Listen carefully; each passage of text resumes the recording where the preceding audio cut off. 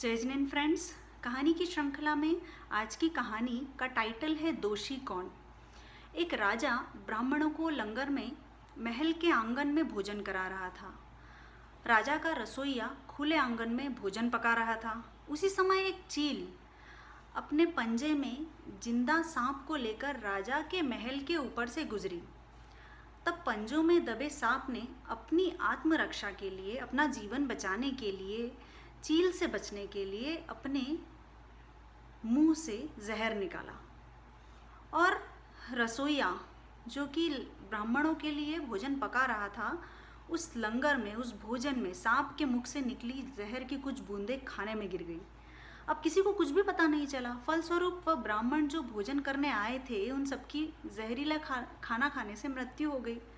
और जब राजा को सारे ब्राह्मणों की मृत्यु का पता चला तो उसे बहुत दुख हुआ, क्योंकि ब्रह्म हत्या हुई है। ऐसे में अब ऊपर बैठे यमराज के लिए यह फैसला करना बहुत मुश्किल हो गया कि दोषी कौन है। पहले नंबर पे वो राजा जो इतने सारे ब्राह्मणों को भोजन करा रहा था। दूसरे नंबर पे वो रसोइया जो इतने सारे ब्राह्मणों का भोजन पका रहा था। तीसरे नंबर पे वो चील जो सांप को पंजे में दबाकर ले जा रही थी। या चौथे नंबर पे वो सांप जिसने अपनी रक्षा के लिए, अपना जीवन चील से बचाने के लिए जहर मुंह से निकाला था। बहुत दिनों तक यह मामला यमराज के बही खाते में पेंडिंग रहा। अब समझ में नहीं आ रहा था, लेखे जोखे में अटका रहने से, कि दोषी आखिर है कौन। कुछ समय बाद कुछ दूसरे ब्राह्मण राजा से मिलने के लिए उस राज्य में गए और उन्होंने किसी महिला से महल का रास्ता पूछा।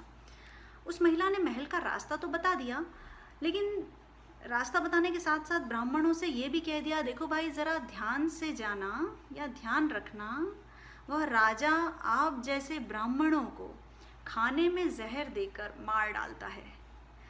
जैसे ही उस महिला ने ये शब्द कहे, यमराज ने फैसला ले लिया कि उन मृत ब्राह्मणों की हत्या का या मृत्यु का जो पाप का फल है, वो इस महिला के खाते में जाएगा और इसे उस पाप का फल भुगतना ही होगा। अब यमराज के दूतों ने, उनके असिस्टेंट ने पूछा कि प्रभु ऐसा क्यों, जबकि ब्राह्मणों की हत्या में उस महिला की तो कोई भूमिका ही नहीं थी, उस समय महिला मौजूद ही नहीं थी।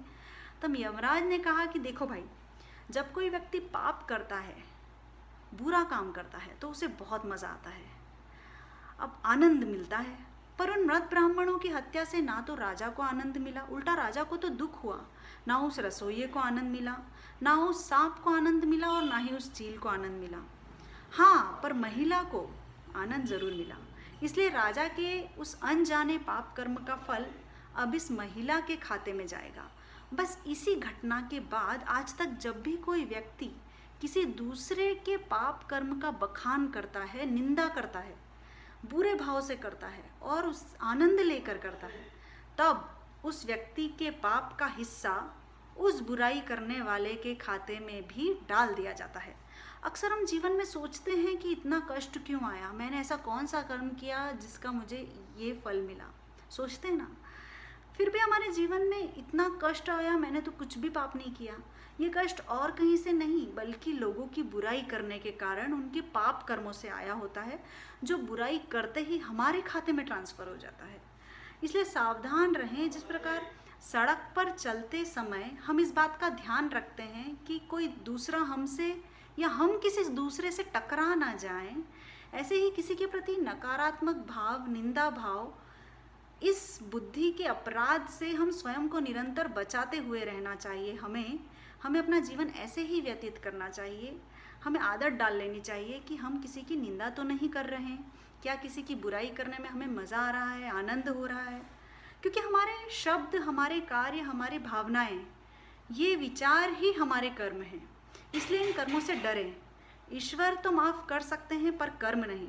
जैसे बछड़ा 100 गायों में अपनी माँ को ढूंढ लेता है ना, वैसे ही ये कर्म भी घूम फिर के कर्ता के पास आ ही जाते हैं। तो टेक केयर। जय जिनेंद्र।